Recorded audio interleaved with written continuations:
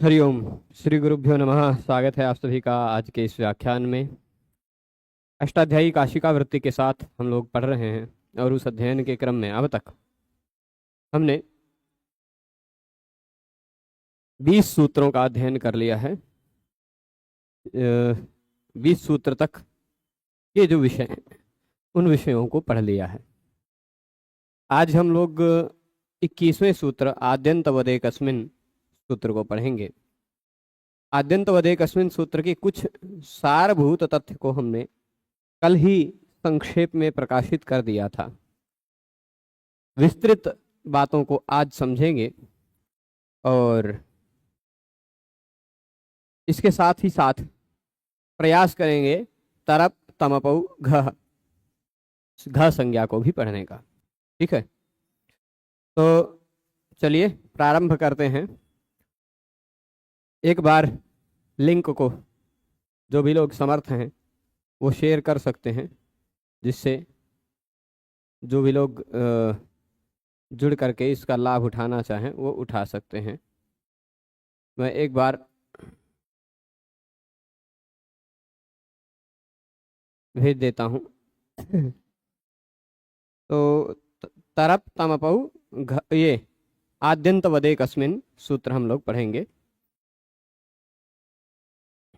असहायस्य आद्यंतोपदिष्टानि कार्याणि न सिद्ध्यन्ति इति अयम अतिदेश आरभ्यते। असहायस्य का तात्पर्य हो जिसके सहाय में, जिसके सहायक में, जिसके साथ कोई और नहीं है उसको कहा जाएगा असहाय। ठीक है, जिसके साथ में कोई और वर्ण नहीं है ऐसे वर्ण को असहाय वर्ण कहा जाएगा। ठीक, जिसके साथ में कोई वर्ण नहीं है वह असहाय है। अब असहाय का, कोई असहाय है उसके आद्यंतोपदिष्टानि कार्याणि न सिद्ध्यन्ति, उसके आदि में अंत में उपदिष्ट जो कार्य हैं वह कार्य नहीं सिद्ध होते हैं। इति अयम अतिदेशः आरभ्यते। अच्छा, इससे पहले जो सूत्र था उस सूत्र से किसी भी शब्द की अनुवृत्ति यहां नहीं आती।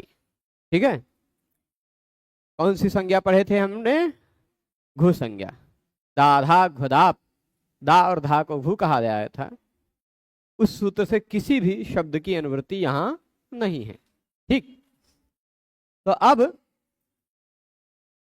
आद्यंतवदेकस्मिन् क्या कहता है कि तोड़ लें इस सूत्र को, यानी इस सूत्र को पहले हम तोड़ लेंगे तो इसका अर्थ स्पष्ट हो जाएगा, है ना।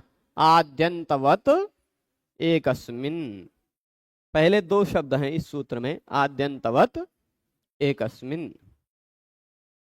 इसको तोड़ते हैं। इस लेखनी को हम 2 दिन से खोज रहे थे, उंगली पे चला रहे थे।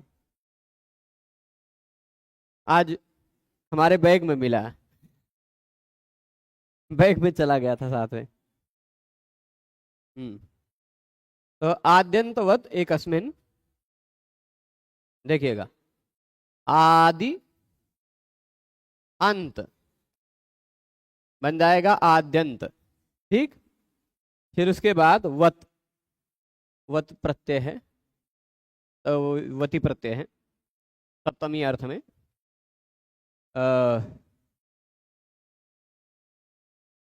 तत्र तस्यैव सूत्र से, तत्र तस्यैव। तो आद्यंतवत, यहां क्या तात्पर्य क्या है?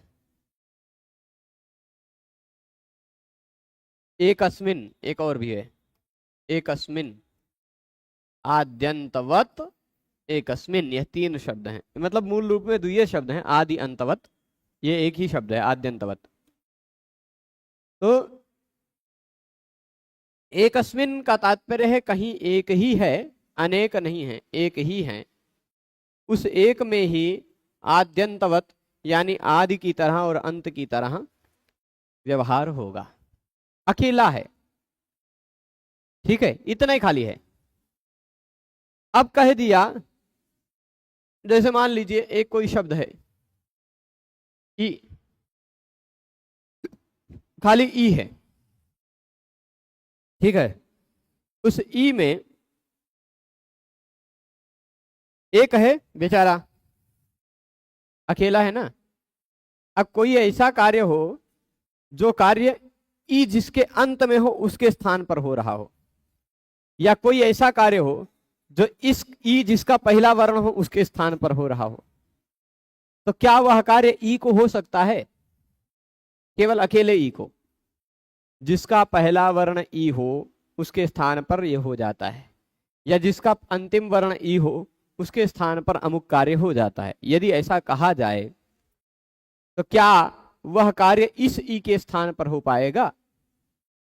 क्योंकि ये तो असहाय है, अकेला है, तो आद्यंत उपदिष्ट जो कार्य है वह कार्य इस अकेले के स्थान पर नहीं हो पाएंगे।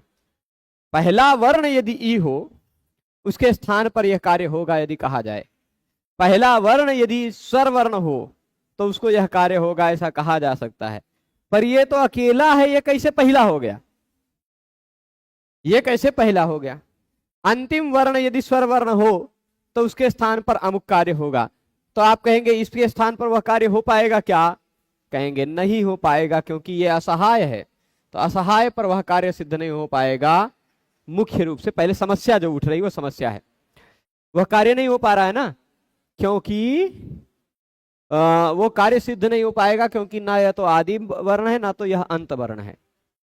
पहला वर्ण होने के लिए उसके तुरंत बाद और कोई वर्ण होना चाहिए, तब हम कह सकते हैं कि ये पहला है, ये दूसरा है, ये तीसरा है, ऐसा कह सकते हैं। अंतिम है, ऐसा होने के लिए उससे पहले और कोई होना चाहिए, तभी तो हम कहेंगे कि ये अंतिम है। तो जो एक अकेला है, असहाय है, वो कैसे आदि और अंतिम हो सकता है? वह अकेला आदि और अंतिम नहीं हो सकता। तो जो आदि और अंतिम के स्थान पर कार्य होने वाले हैं वह एक अकेले के स्थान पर नहीं हो पा रहे थे, इसीलिए अयम अतिदेश आरभ्यते, इसीलिए यह एक अतिदेश सूत्र का आरंभ किया जा रहा है। अतिदेश सूत्र का आरंभ किया जाता है। अतिदेश का तात्पर्य क्या होता है? असहाय, यहां जो है ना, असहाय का तात्पर्य होता है अकेला। असहाय का तात्पर्य क्या है? अकेला, ठीक है। कोई व्यक्ति कह दे कि यह असहाय है, यानी वो अकेला है, तो असहायस्य यानी अकेला जो वर्ण है उसका आदि और अंत के स्थान पर होने वाले कार्य नहीं हो पा रहे हैं उस एक अकेले के स्थान पर। एक अकेले के स्थान पर आदि और अंत के उपदिष्ट कार्य नहीं हो पाते हैं, इसीलिए सूत्रकार ने क्या कह दिया? न सिद्ध्यन्ति इति अतिदेशः आरभ्यते, एक अतिदेश का आरंभ किया जा रहा है। अतिदेशः आरभ्यते है, अतिदेश आरभ्यते बन गया है, विसर्ग का लोप हो गया है। भो भगो अघो अपूर्व से योशी और लोपः साकल्य से नियम के आधार पर, ठीक है। तो भविष्य में वो सब भी हम जानेंगे कैसे लोप होता है विसर्ग का।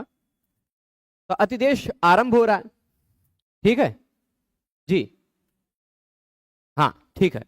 एक बार और बता दें, असहायस्य, देखिएगा, असहायस्य का मतलब अकेले का, जिसका सहाय कोई नहीं, जिसके आसपास कोई नहीं है। ऐसा जो असहाय है यानी ऐसा जो अकेला है, उस अकेले के स्थान पर आदि और अंत में जो उपदिष्ट कार्य हैं, यानी कोई ऐसा कार्य है, पाणिनि जी ने उपदेश किया है कि यह कार्य आदि वर्ण के स्थान पर होगा। यहां ई मैंने उदाहरण दिया, ई नहीं, अब आ ही उदाहरण देते हैं, पहला वाला ही वर्ण। यह एक अकेला है, असहाय है, असहाय है कि नहीं? ठीक, यह एक असहाय है, उस असहाय के स्थान पर आदि का कोई कार्य नहीं हो पाता और अंत में उपदिष्ट कोई कार्य नहीं हो पाता। ठीक, कह दिया जाए कि अंतिम वर्ण के स्थान पर कोई कार्य होगा, तो इस आ के स्थान पर हो पाएगा क्या? यह अंतिम वर्ण तो है नहीं, अकेला है। कह दिया जाए आदि के स्थान पर, आदि वर्ण के स्थान पर कोई कार्य होगा, तो क्या इस अ के स्थान पर वह कार्य हो पाएगा? नहीं हो पाएगा, क्योंकि यह अकेला है। यह कैसे कह सकते हैं कि यह अंतिम वर्ण है? ना तो यह अंतिम वर्ण है, ना तो यह पहला वर्ण है सामान्य दृष्टि से, क्योंकि अंतिम तब होगा जब उससे पहले कोई होगा। पहला कब होगा? जब उसके बाद में कोई होगा, है ना। तो ना तो यह पहला हो पा रहा है, ना तो यह अंतिम हो पा रहा है, इसलिए असहाय जो है उसका आदि और अंत के कार्य स्थान पर जो उपदिष्ट कार्य हैं वो कार्य नहीं सिद्ध हो पा रहे हैं, इसलिए अतिदेश आरंभ किया जा रहा है। यह अतिदेश आरंभ किया जा रहा है। अतिदेश का तात्पर्य क्या होता है? जो जैसा न हो उसको वैसा बना देना अतिदेश कहलाता है। अतिदेश, ठीक। तो यह अतिदेश है ना। यहां पर आद्यंत वदेकस्मिन में जो वती प्रत्यय लगा है वह सप्तमी अर्थ में लगा है, सप्तम्य अर्थे वति ही, ठीक है। तो यहां क्या कह रहे हैं? एक से अधिक वर्णों में ही अंतता और आदिता देखी जा सकती है। जिससे कोई वर्ण पूर्व हो वह आदि है, जिससे कोई वर्ण पूर्व हो वह अंत है, और जिसके पर में कोई वर्ण हो वह आदि है, ठीक। जिसके पश्चात कोई वर्ण हो। और इसलिए यहां आद्यंतवदेकस्मिन, एकस्मिन आदिवत, एकस्मिन अंतवत। अंतवत का तात्पर्य क्या है? एक अकेला वही अंत है,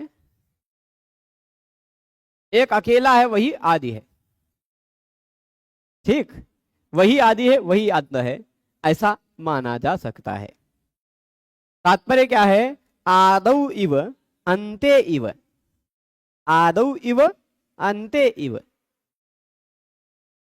आदि की भांति अंत की भांति। सप्तमी के अर्थ में इव वती प्रत्यय लगा, इव अर्थ में, ठीक। तो यहां क्या तात्पर्य है? नारायण नारायण। तो अब यहां तक समझ गए, सप्तमी के अर्थ में वती है, इसलिए आदि का मतलब आदौ इव, आदि के समान, अंते इव अंत वर्ण के समान, एकस्मिन्नपि कार्यम भवति, एक वर्ण के रहने पर भी कार्य होता है, ठीक। अतिदेश सूत्र को कैसे पहचाने? अतिदेश सूत्र का पहचान यही है कि जो जैसा ना हो वैसा कहने का कार्य कर रहा हो। अतिदेश सूत्र में अधिकांश सूत्रों में वत दिखाई पड़ेगा, वत दिखाई पड़ेगा। स्थानिवत आदेशो अनल विधौ आद्यंतवत एकस्मिन, कहीं कहीं वत दिखाई पड़ेगा, वत नहीं भी दिखाई पड़ेगा तो अर्थ में वत आ ही जाएगा, ठीक है। किसी व्यक्ति के एक प्रश्न का एक बार के कमेंट पर यदि उत्तर न आए तो वो दोबारा वो कमेंट न करें, समझ जाए कि वो विषय से बाहर का है, मैं उत्तर नहीं दे रहा हूं, ठीक है। तो आदि अंतवत एकस्मिन, आदि और अंत के समान एक में ही वह कार्य हो सकता है, ठीक है। आदौ इव अन्ते इव एकस्मिन् अपि कार्यं भवति, यथा कर्तव्यम इत्यत्र प्रत्ययाद्युदात्तत्वं भवति एवं औपगवम इत्यत्रापि यथा स्यात्। अब देखिएगा, कर्तव्यम और औपगवः, इस प्रसंग को देखने के लिए आप 3-1-3 नंबर सूत्र निकाल लीजिए। 3-1-3 अष्टाध्यायी में, ठीक है। निकला है सूत्र क्या है? आद्युदात्तश्च, आद्युदात्तश्च है। वह कहता है कि अच्छा, उस सूत्र से 2 सूत्र पहले क्या है? प्रत्ययः, दूसरा सूत्र है परश्च। प्रत्यय होता है, वह प्रत्यय बाद में ही लगता है, साथ ही साथ प्रत्यय का पहला स्वरवर्ण उदात्त भी हो जाता है। यह आद्युदात्तश्च सूत्र का मतलब। 3 सूत्र ये जो अभी आपने पढ़ा नहीं था, एक एक वाक्य में तीनों सूत्र का अर्थ लग गया, जान गए। प्रत्यय होता है, वह पर में जो होता है परश्च, उसका पहला स्वरवर्ण आदि, उसका पहला आदि वर्ण उदात्त हो जाता है, ठीक है। प्रत्यय का पहला वर्ण उदात्त हो जाता है। अब प्रत्यय में यदि कई वर्ण हैं तब तो कोई दिक्कत नहीं। जैसे कर्तव्यम, उदाहरण लेते हैं, उदाहरण से समझिएगा। यह क्री धातु है, उसके बाद प्रत्यय तव्यत लग जाएगा या तव्य लग जाएगा, दोनों जगह कर्तव्य बनेगा, तव्य प्रत्यय लगा, ठीक। क्री धातु है, तव्य लगा, क्री को सार्वधातु का अर्ध धातु का हो नियम से क्री के जगह पे गुण होकर कर बन गया। ठीक, गुण होकर कर्तव्य। ता को र के बाद त आता हो, पहले स्वर वर्ण हो, उसके बाद र हो, उसके बाद यर हो। यर मतलब यवर अला यमगणना झबगड़दा झबगड़दा खपचटदा जटता कपशश, मतलब ह को छोड़कर कोई भी व्यंजन हो। स्वर के बाद र हो और उसके बाद कोई स्वर के अतिरिक्त वर्ण हो, मतलब ओ ह के अतिरिक्त कोई भी व्यंजन वर्ण हो, है ना, तो वह डबल हो जाता है विकल्प से। तो डबलता हो गया, कर्तव्य बन गया। ये र मूड़ी पे चढ़ जाएगा, तुरंत बाद में व्यंजन वर्ण मिलता है तो मूड़ी पे चढ़ जाता है। पर अब प्रत्यय परश्च आद्युदात्तश्च, इस नियम के आधार पर प्रत्यय का पहला वर्ण उदात्त हो गया, पहला स्वर वर्ण। ठीक है, तो यहां प्रत्यय कौन सा है? तव्यत का ता, प्रत्यय तव्य है ना, तव्य या तव्यत, उसका पहला स्वर वर्ण उदात्त हो गया, यानी ता जो है यह उदात्त हो गया। ता क्या है? उदात्त हो गया। यानी कर्तव्य यदि तव्यत प्रत्यय लगा करके तव्य बना, तव्यत नहीं, तव्य ले लीजिए, तव्यत नहीं लेंगे क्योंकि तव्यत तित स्वरितम, तित स्वरितम, तित प्रत्यय स्वरित हो जाता है, यहां तव्य प्रत्यय ही लगाइएगा। ठीक है, तो प्रत्यय का तव्य प्रत्यय लगा है, तव्य प्रत्यय लगने पर उसका पहला स्वरवर्ण उदात्त हो जाएगा, पहला स्वरवर्ण उदात्त हो जाएगा। तो अब तव्य का पहला स्वरवर्ण त का आ है, वह उदात्त हो गया, ऊंचे से उच्चारण होगा, तव्य ऐसा बोला जाए, कर्तव्य त, त थोड़ा सा ऊंचे से बोला जाएगा। ठीक है, उदात्त हो गया। परंतु यह कर्तव्यम इत्यत्र प्रत्यय आद्युदात्तत्वम, कर्तव्य इसमें जो प्रत्यय का पहला स्वरवर्ण जो उदात्त है, यह 3 नंबर, अच्छा 3 यहाँ लिखा भी है, आद्युदात्त है ना, प्रत्यय का आद्युदात्त जो है वह औपगवम में भी हो जाए। औपगवम में कैसे होगा? औपगवम का तात्पर्य क्या है? उदाहरण देते हैं। औपगवम में प्रत्यय ऐसी है, ये ध्यान दीजिएगा, मूलतः शब्द है उ प गु, क्या है? उपगु, उसके बाद प्रत्यय लगेगा अण, जिसका बचा है अ। ठीक, उपगु और अ।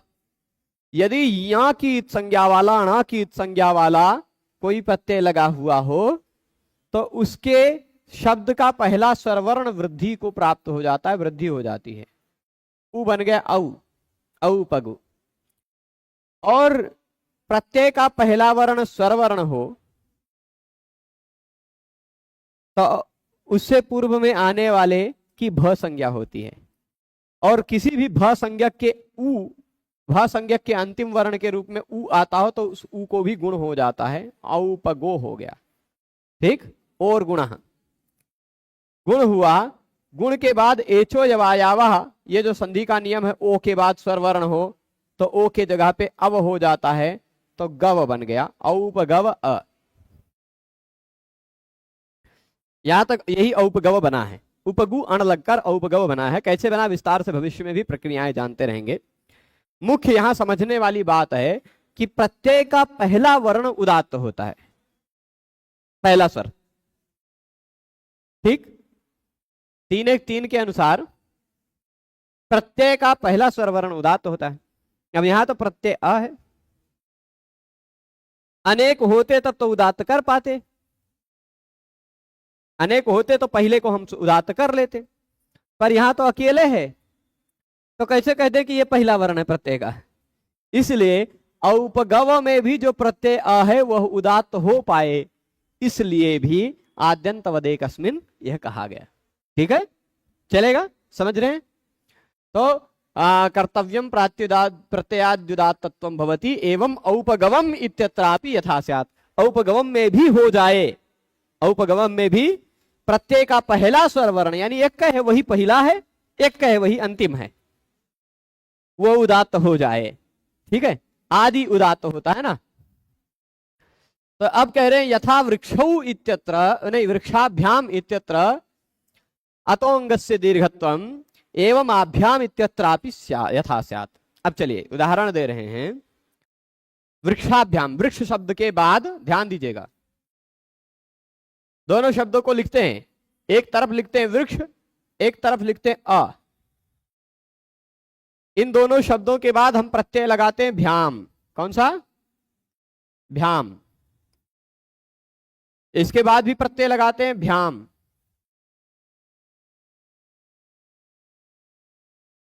आप कहेंगे वृक्ष और अ को कंपेयर क्यों कर रहे हैं? क्योंकि वृक्ष में भी इस प्रत्यय से जस्ट पहले अ है। प्रत्यय से जस्ट पहले वर्ण कौन सा है? अ, अंतिम वर्ण। और जहां भी जुड़ाव होता है वहां अंतिम वर्ण और पहले वर्ण के बीच में होता है।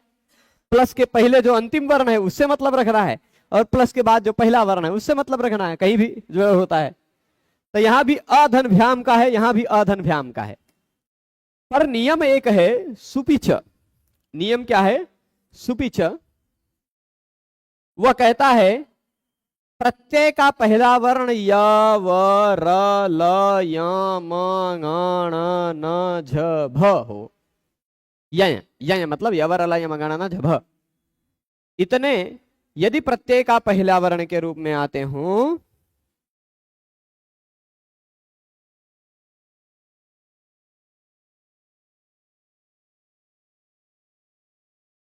ठीक, थोड़ा सा प्रतीक्षा करें, 1 मिनट, ये पूरा क्लियर कर दूं ये विषय पूरा, फिर मैं बताता हूं। तो वृक्ष भ्याम अभ्याम, यहां पर नियम लगता है सुपिचा। सुपिच तो वह क्या करता है? वृक्षाभ्याम, यहां पर अतोंगस्य दीर्घत्वम 7-3-102 नंबर सूत्र है। सुपिच निकाल लीजिएगा, 7-3-102 सूत्र क्या है? सुपिच। ठीक है, चलेगा? तो सुपिच से दीर्घ हो जाता है। क्या कहता है सुपिच? सुपिच सूत्र में प्रसंग बस आ रहा होगा अतो दीर्घो यही आ रहा है ना। तो अ को सुप प्रत्यय का पहला वर्ण, सुप प्रत्यय का पहला वर्ण सु औजस अम औट षष्ठाभ्याम भिस गेभ्याम भ्यस घसीभ्याम भ्यस घस ओस आम गी ओस सुप, इन 21 प्रत्ययों में से किसी भी प्रत्यय का पहला वर्ण यदि यवर ल यमंगाना न झभ हो, यहां भ है, तो उस प्रत्यय से पहले आने वाले शब्द के अंतिम वर्ण अ को दीर्घ हो जाता है। ध्यान दीजिएगा, शब्द के अंतिम वर्ण अ को दीर्घ हो जाता है यदि सुप प्रत्यय का पहला वर्ण भ हो। भ हो यानी यह हो, यह वरल यमगणना झभ में से कुछ भी हो। ठीक है, प्रत्यय का पहला वर्ण या वरल यमगणना झभ में से कोई भी हो तो शब्द का अंतिम, और प्रत्यय सुप प्रत्यय हो, ठीक, प्रत्यय कौन सा हो? सुप प्रत्यय हो, तो शब्द का अंतिम वर्ण अ दीर्घ हो जाता है। तो वृक्ष धन भ्याम बन गया वृक्षाभ्याम, राम धन भ्याम रामाभ्याम, बालक भ्याम बालकाभ्याम बन जाता है ना। पुस्तक भ्याम पुस्तकाभ्याम, ऐसा कोई भी, अरुण भ्याम अरुणाभ्याम, कोई भी शब्द जिसका अंतिम अक्षर अ हो उसको दीर्घ कर दिया जाता है। ठीक है, सुपिच। तो अब आप बताइए यह अ में लग पाएगा क्या? यदि प्रत्यय का पहला वर्ण यय हो तो उससे पहले आने वाले शब्द के अंतिम वर्ण आ को दीर्घ हो जाता है। अब आप बताइए अकेले है तो कैसे कहेंगे कि अंतिम है ना। आद्यंत वदेकस्मिन ने कहा कि एक अकेला भी है, असहाय है, उसको भी, एक अकेले को भी आदि वर्ण भी माना जा सकता है, अंतिम वर्ण भी माना जा सकता है। ठीक है, तो यह अंतिम वर्ण है ऐसा मान लेंगे, शब्द का अकेला है तो वो उस शब्द का अंतिम वर्ण है, मान लेंगे, दीर्घ कर देंगे आभ्याम। तो वही कह रहे हैं जिस तरह वृक्षाभ्याम में अतः अंगस्य, अंग के अंतिम वर्ण आ को दीर्घ हो जाता है, वैसे ही आभ्याम में भी हो जाए, अधन भ्याम आभ्याम में हो जाए, इसलिए भी ये आद्यंत वदेकस्मिन की आवश्यकता है। ठीक है, अब यहां तक बात स्पष्ट हो गई। हाँ, कुछ और उदाहरण देते हैं, कुछ और उदाहरण देते हैं। लिख के आ रहा है डिस्कनेक्टेड, हाँ कनेक्ट हो गया।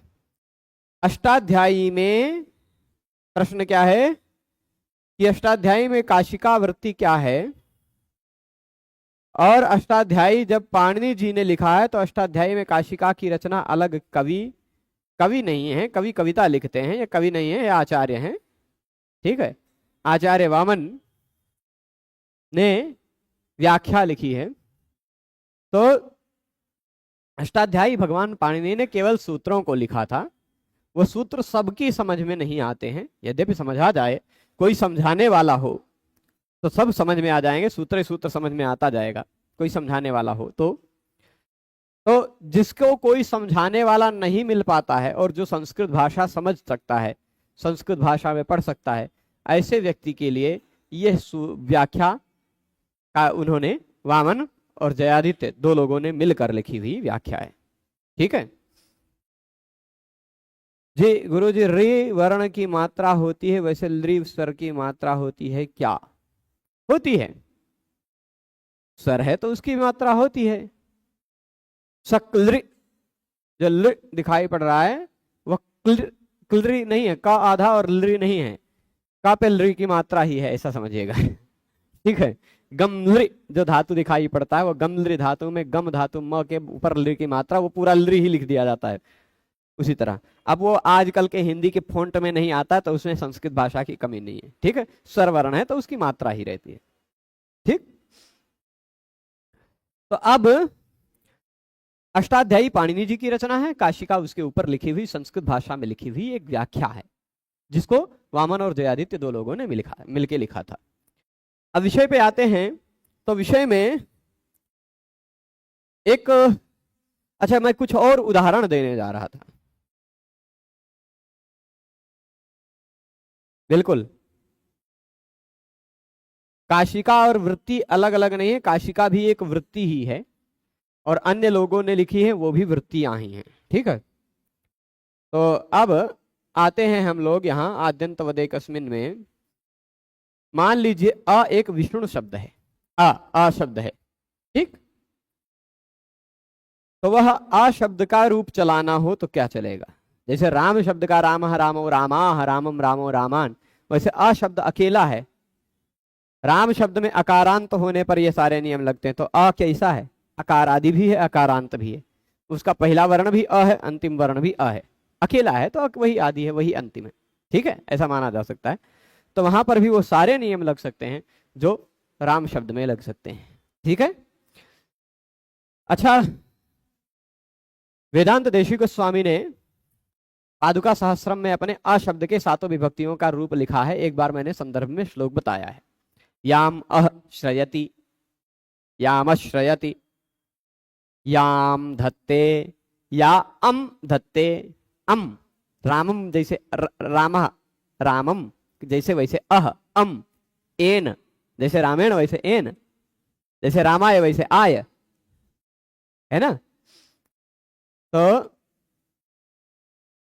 ऐसे ही यामश्रयति यान धत्ते येन यात्याय याच या यास्य मानाय ये वान्या सामामवतु पादुका, पादुका वो पादुका मेरी रक्षा करे, ऐसा तात्पर्य।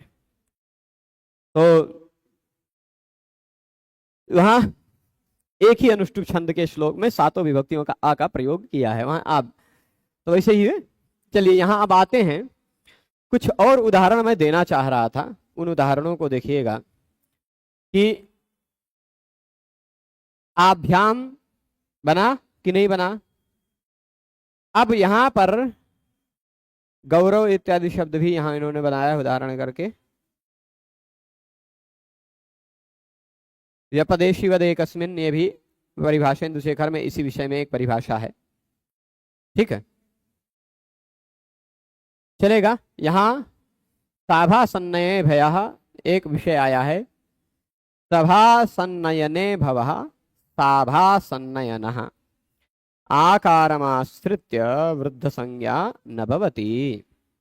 ठीक है, एक बात है,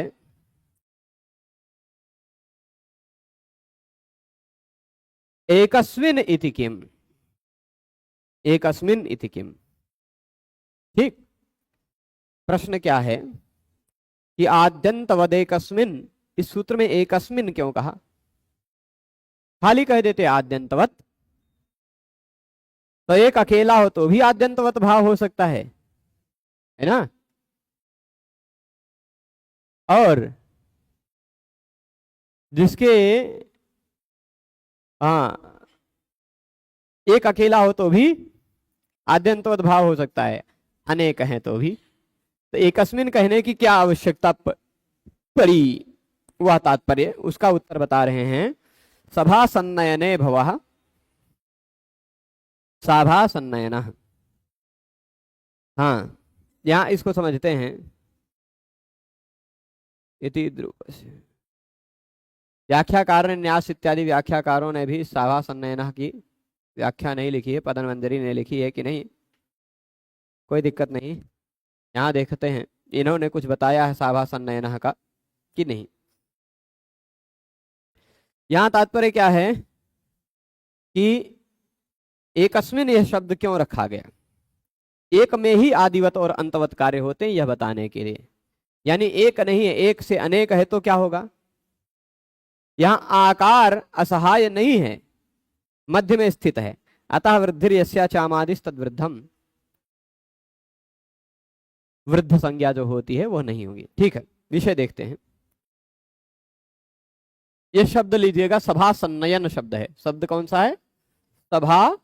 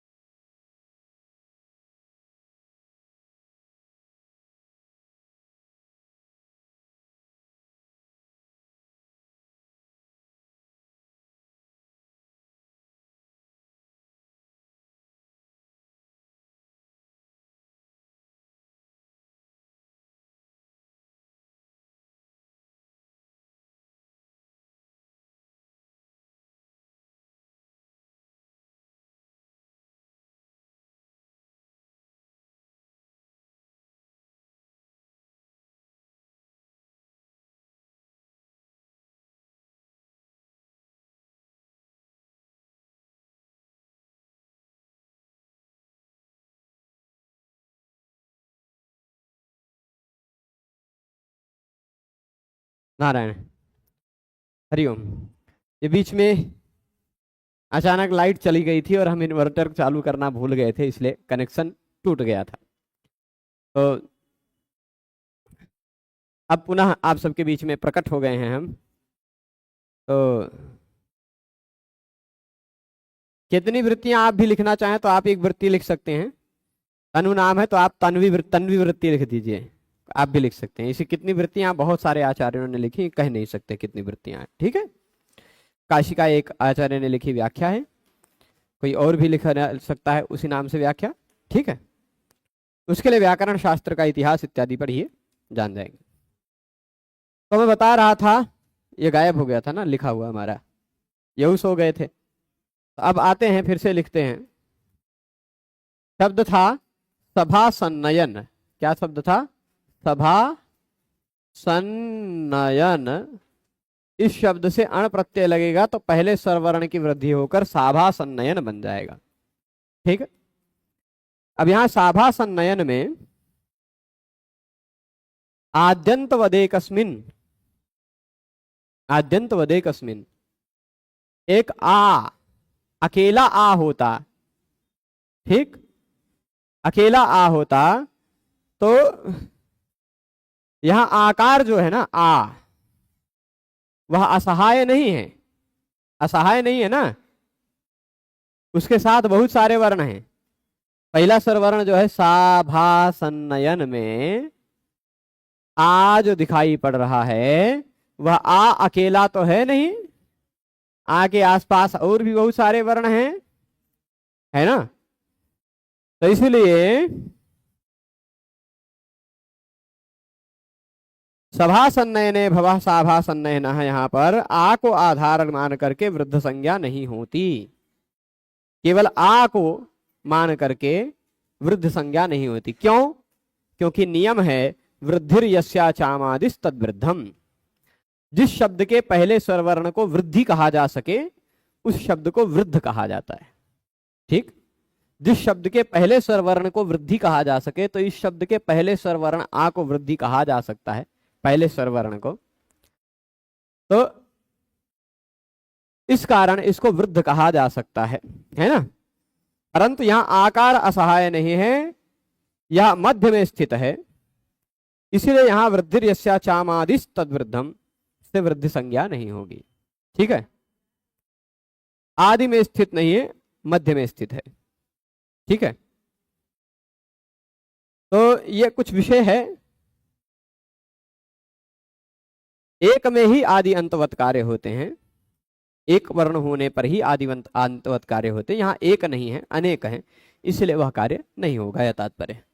ठीक, एक में रहने पर ही कार्य सिद्ध हो सके, अनेक रहने पर कार्य वह सिद्ध न हो, यह इसलिए एकस्मिन शब्द भी रहा।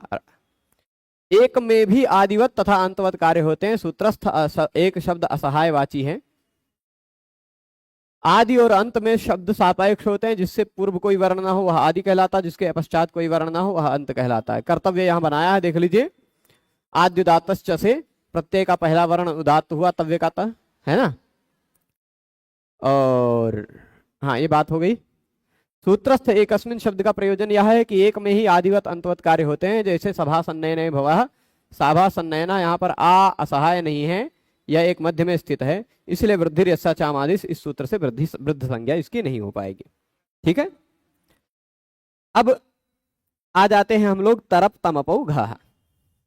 खाली आद्यंत वदेकस्मिन सूत्र कोई संज्ञा नहीं कर रहा था, उसका सार केवल इतना था, सार सिद्धांत, कि जो एक अकेला वर्ण है उस एक अकेले वर्ण को भी हम आदिवत मान सकते हैं, एक अकेले वर्ण को भी हम अंतवत मान सकते हैं। यानी वह आदि में है ऐसा मान सकते हैं, वह अंत में है ऐसा मान सकते हैं। ठीक है, तो आद्यंत वदेकस्मिन का यही तात्पर्य था, केवल एक ही वर्ण है तो भी। कुछ आभ्याम, एक ही उदाहरण दिया है इन्होंने, आभ्याम चलेगा। ठीक है, तो अब अगला सूत्र है, बहुत सामान्य सूत्र है, तरप तमपौ घः। तरप तमपौ घः सूत्र बताता है कि तरप और तमप ये दोनों को घ कहा जाता है। बस तरप और तमप को घ कहा जाता है। पूरे व्याकरण शास्त्र में अब कभी भी भगवान पाणिनि कहेंगे घ, तो घ का मतलब क्या? तरप और तमप। नाम पहले ही बता दे रहे हैं कि छोटा छोटा नाम बना दे रहे हैं कि अब बार बार उनको तरप और तमप नहीं कहना पड़ेगा, खाली खाल घ कह देंगे तो आप अपने आप समझ जाइए तरप और तमप की बात चल रही है। ठीक, तरप और तमप प्रत्ययों को व्याकरण शास्त्र में घ कहा जाता है। चलेगा? तो घ कह देने से क्या कार्य सिद्ध होता है?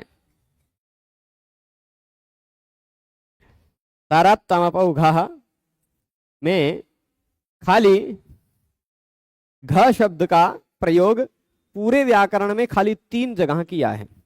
पूरे व्याकरण शास्त्र में किमे तिंग घादावाम व द्रव्य प्रकर्षे नादघस्य घ रूप कल्प करके सूत्र है। घ रूप कल्प चेलड ब्रुवड ग्रोत्र महतेषु ज्ञौनेकाचो ह्रस्वः। ये घ 3 सूत्रों में घ घ घ कहा है पाणिनि जी ने। तो वहां घ घ घ का मतलब क्या? तरप और तमप। कहीं भी घ कहा जाए पूरे व्याकरण में तो उस घ का मतलब क्या? तरप और तमप। स्पष्ट है? इतना ही खाली इस सूत्र का मतलब है। जैसे अब देखिए, हाँ, तरप तमप इत्येतौ प्रत्ययौ घ संज्ञकौ भवतः। तरप और तमप ये दोनों प्रत्ययों को घ कहा जाता है। समझ गए? सूत्र वो इतने कहता, तरप तमपौ घः। सरल सूत्र है। यानी इतना ही निष्कर्ष आप लोगों को तरप तमपौ घः का याद रखना है। ठीक है।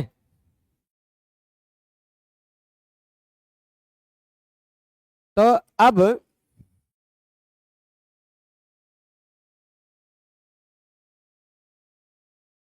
एक मिनट,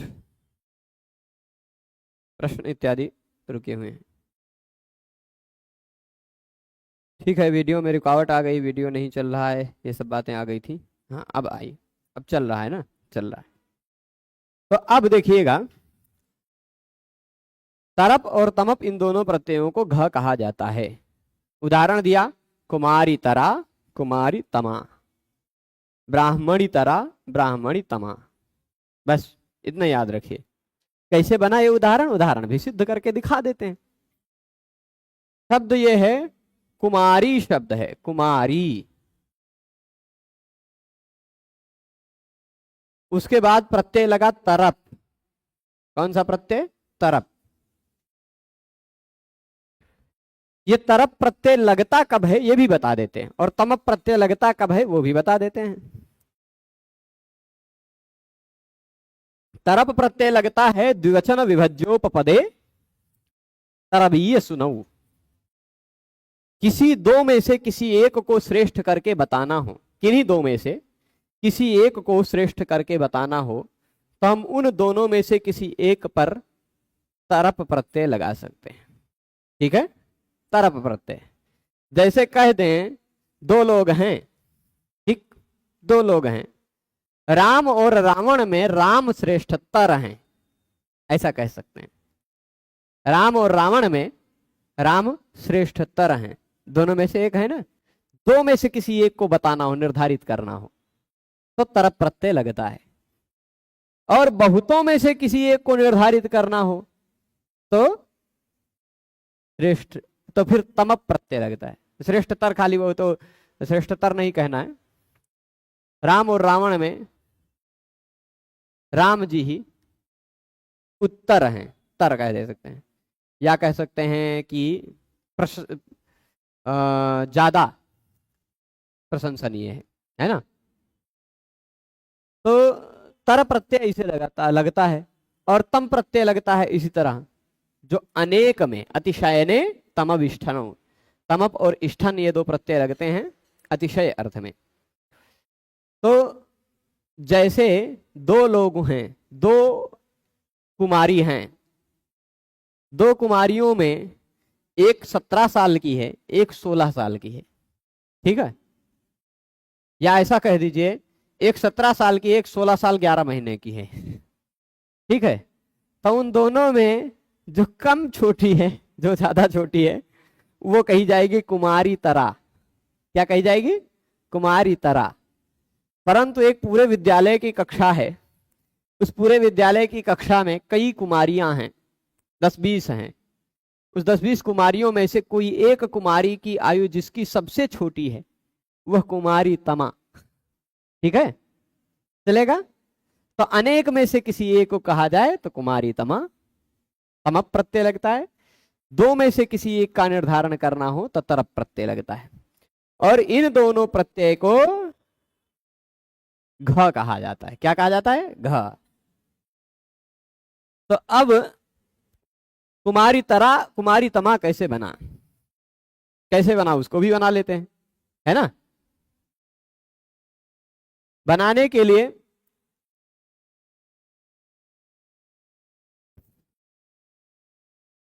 तरप प्रत्यय लगाया हमने, तरप प्रत्यय में से तर बचता, तर, ठीक है।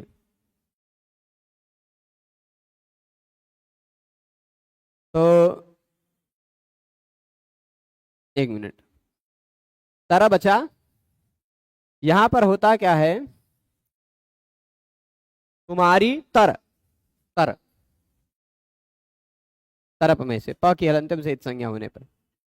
फिर उसके बाद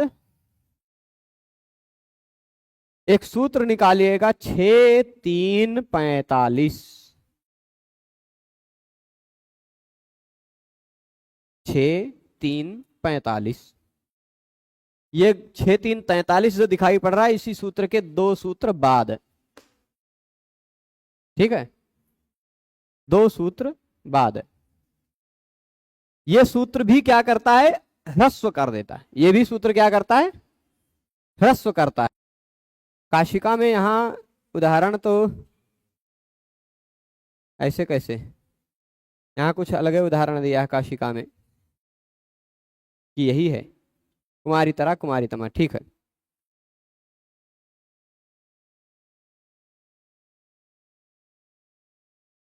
ठीक है, यहाँ ये कुमारी तो उससे ह्रस्व नहीं होगा, उगितस च से ह्रस्व होगा जहां उगितस च से गीप प्रत्यय लगा। कुमारी में उगितस च से गीप प्रत्यय लगा नहीं, उगित नहीं है ना, श्रेयसी इत्यादि होता गीप वाला तो उससे लगता। 6-3-43 नंबर सूत्र से ही ह्रस्व हो जाएगा। ये क्या कहता है, घ रूप कल्प चेलट ब्रुव गोत्र मत हत, घ संज्ञक शब्द, घ संज्ञक प्रत्यय, घ संज्ञक प्रत्यय यदि तुरंत बाद में हो, ध्यान दीजिएगा, घ संज्ञक प्रत्यय तुरंत बाद में हो, रूप शब्द हो, कल्प शब्द हो, है ना, चेलट हो, ब्रुव हो, गोत्र हो, मत हो, हत हो, इतने शब्द परे रहने पर अनेक अच वाले, अनेक स्वरवर्ण वाले, अनेक स्वरवर्ण वाले शब्द के अंतिम वर्ण गी, गी मतलब गीप गीस गीन प्रत्यय का ही गी है, उसको ह्रस्व हो जाता है। तो ह्रस्व हो गया, कहा कि घ यदि तुरंत बाद में हो तो अनेक स्वर वर्ण वाले स्त्रीलिंग, समझिएगा, घ संज्ञक प्रत्यय यदि तुरंत बाद में हो। शॉर्टकट में इस सूत्र का अर्थ बताते हैं क्योंकि ये सूत्र भविष्य में हम पढ़ेंगे ही, अभी अपने काम भर का पढ़ लेते हैं इसका अर्थ। इसका अपने काम भर का अर्थ यह है कि घ प्रत्यय यदि तुरंत बाद में हो, घ संज्ञक यानी तरप तमप में से कोई, तो अनेक स्वर वर्ण वाले शब्द के अंतिम में स्थित प्रत्यय स्त्रीलिंग प्रत्यय जो गीप गीस गीन में से कोई हो उसको ह्रस्व हो जाता है। तो यह कुमारी जो ई गी दिखाई पड़ रहा है गी प्रत्यय, उसको ह्रस्व हो गया, कुमारी तर बन गया। इसी पर स्त्रीलिंग का एक टाप प्रत्यय लगेगा आजाद्यतश टाप से, तो बन जाएगा कुमारी तरा, है ना, कुमारी तरा, ह्रस्व बन गया कुमारी को।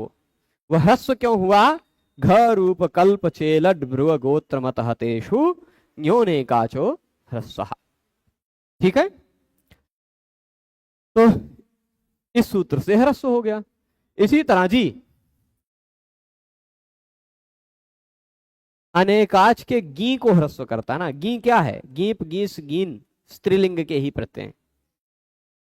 कौन सा, योगी शब्द पुल्लिंग है, योगी तमा योगी तरा ऐसा मत कहिएगा, अनेकाच के गी को ह्रस्व करना है तब भी नहीं होगा, स्त्रीलिंग को ही मैं बोल रहा हूं, स्त्रीलिंग को ही ह्रस्व होगा। यहां गी कहा गया, गी मतलब गीप गीस गिन प्रत्यय में से, योगी में ऋणी प्रत्यय है, ये नहीं योगी में इनी प्रत्यय है, इनी, है ना, चलेगा, तो गीप नहीं है, क्या गीप गीस गिन, हाँ स्त्रीलिंग हो, स्त्रीलिंग के गीप गीस गिन को ह्रस्व हो जाया करता।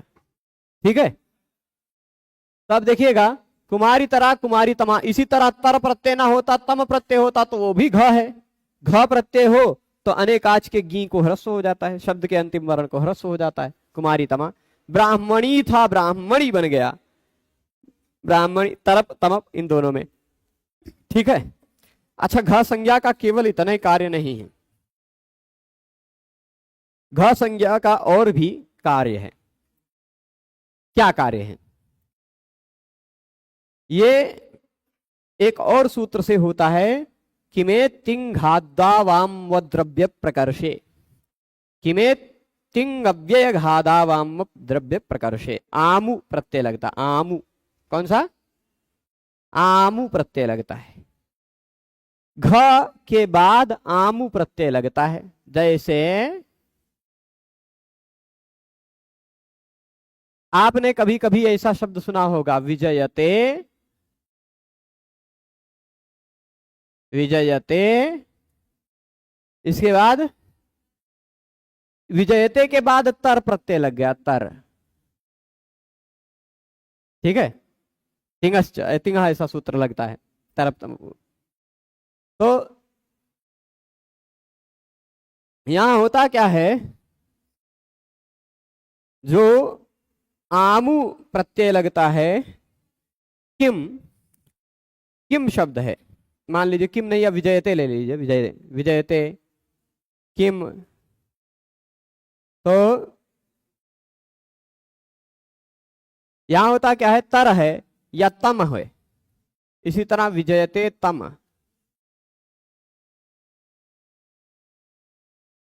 तो इसके बाद आम प्रत्यय भी लगाया जा सकता, आमू, उसका आम बचता है, तो विजयते तराम, विजयते तमाम, ये सब भी घ संज्ञा के फलस्वरूप होता है।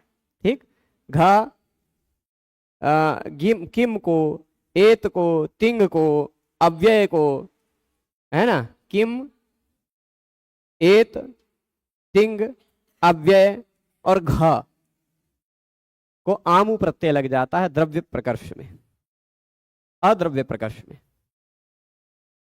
तो ये घ का एक और फल खाली शॉर्टकट में बता दिया। एक और फल भी है घ का, नादघस्य, 8वें अध्याय में मिलेगा, नादघस्य। ठीक,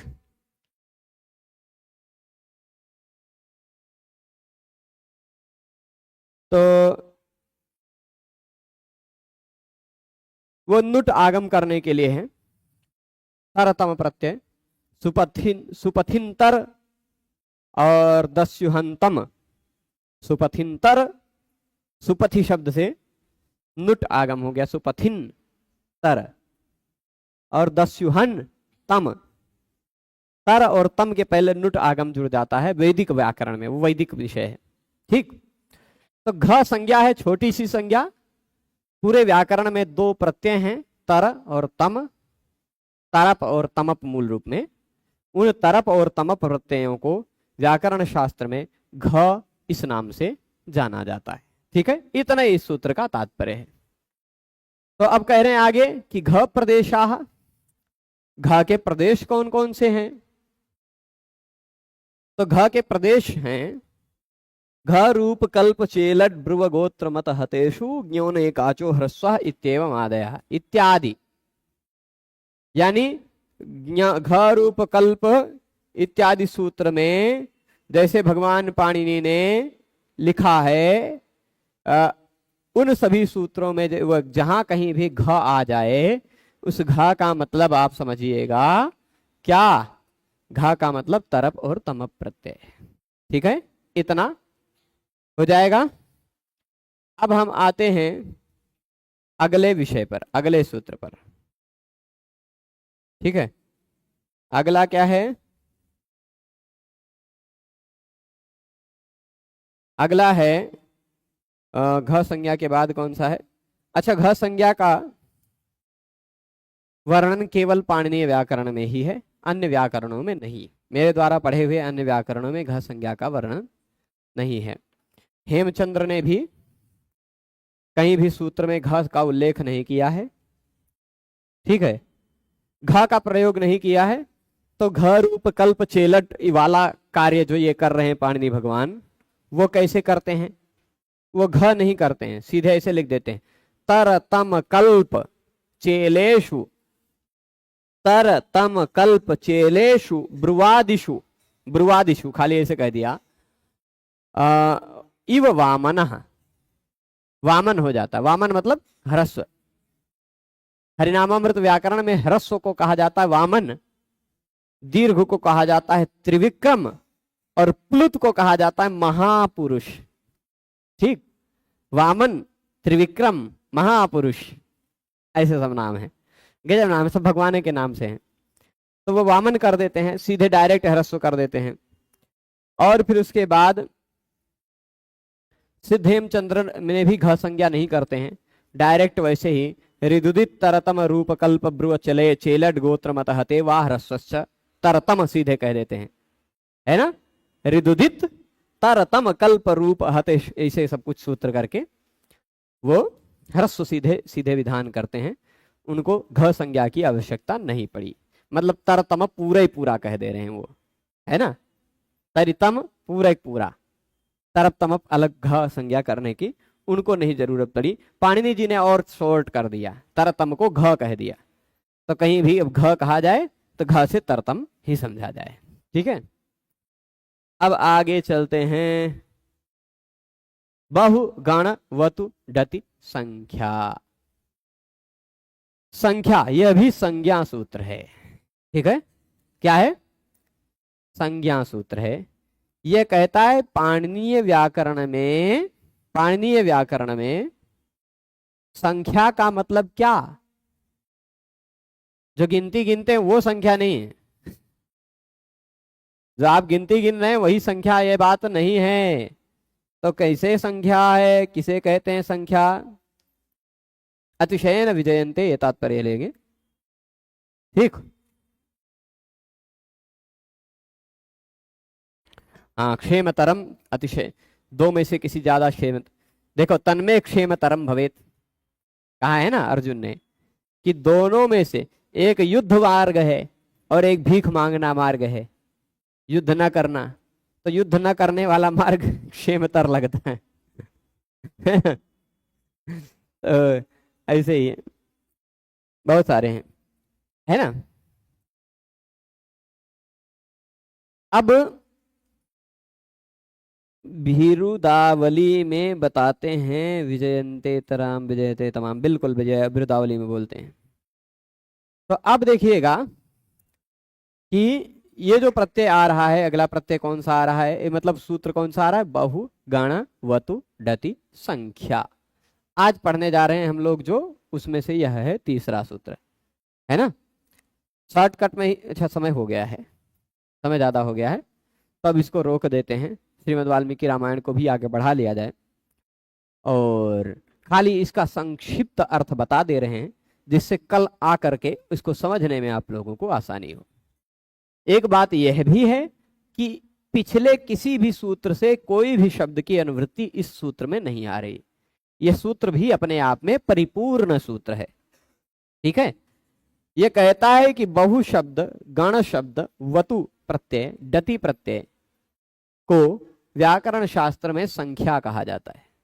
संख्या मतलब 1 2 3 4 5 6 ये सब संख्या नहीं है, ये सब भी संख्या है, पर ये लोक प्रसिद्ध संख्या है। व्याकरण शास्त्र में बहु को भी संख्या कहा जाएगा, गण को भी संख्या कहा जाएगा, वतु प्रत्यय लगकर बने हुए यावत तावत इत्यादि शब्दों को भी संख्या कहा जाएगा, और डति प्रत्यय लगकर के बने हुए कति इत्यादि शब्दों को भी संख्या कहा जाएगा।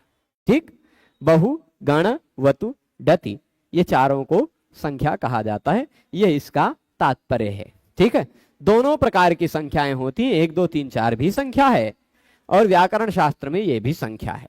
ठीक है, जैसे नदी शब्द है, नदी व्याकरण शास्त्र में गंगा और यमुना को संज्ञा रूप में नदी नहीं कहा गया है। गंगा और यमुना नदी नहीं है, लौकिक नदी है, वो व्याकरण शास्त्र की शास्त्रीय नदी नहीं है। क्योंकि व्याकरण शास्त्र में ऐसे ही शब्द को नदी कहा जाता है ना। अच्छा, गंगा और यमुना नदी नहीं है, पर मैं आपको बता दूं, गंगा यमुना तो नदी नहीं है, पर कौन सा नदी है? यहाँ कोई छोटी मोटी नदी दिख रही है क्या? है, चलेगा, पर हैं?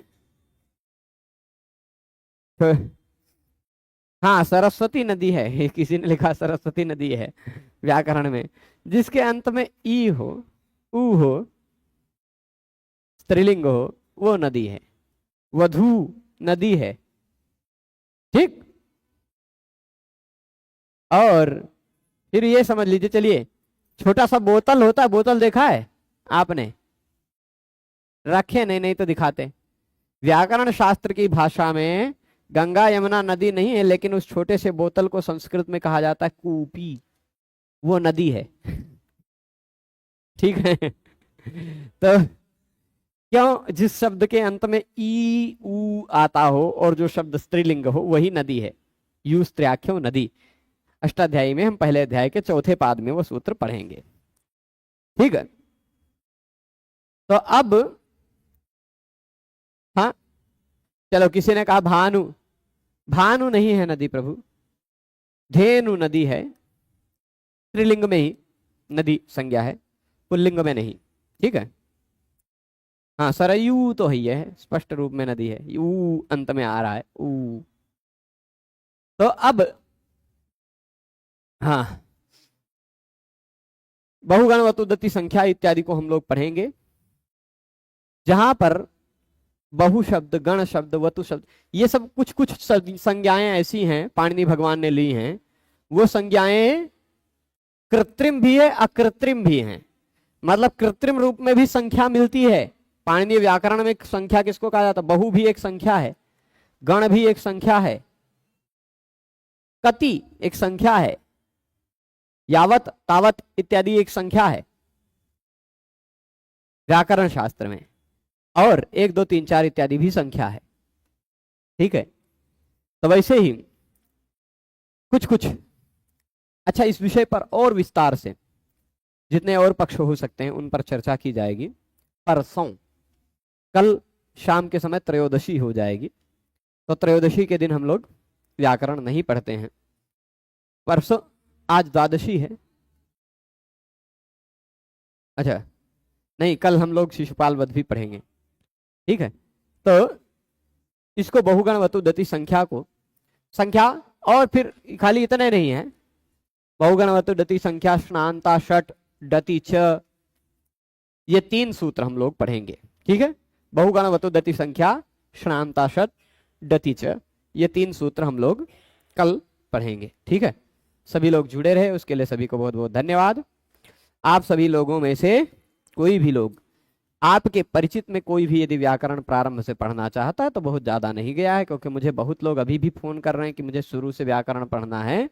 तो उन सभी लोगों को बताइए कि यदि शुरू से पढ़ना है तो आज ये 35वां भाग है, इससे पहले 34 भाग हम पढ़ा चुके हैं, वह क्रमशः देख करके प्रारंभिक रूप से व्याकरण अच्छे से समझ सकते हैं। ठीक है। तो क्रमशः यदि चलेंगे तो बहुत आसानी से समझ में आएगी। आप, मैं इतना कहता हूं, 200 भाग तक देखने के बाद व्याकरण आपको ऐसा समझ में आने लग जाएगा कि आप कोई भी सूत्र पढ़ेंगे, 200 क्या 100 तक में वैसी गति हम बनवा देंगे कि आप अष्टाध्यायी के सूत्रों को पढ़ेंगे, अष्टाध्यायी के सूत्र अपने आप अपना अर्थ बताने लग जाएंगे आपको। ठीक है। तो फिर सभी लोगों को बहुत बहुत धन्यवाद। नमो नमः।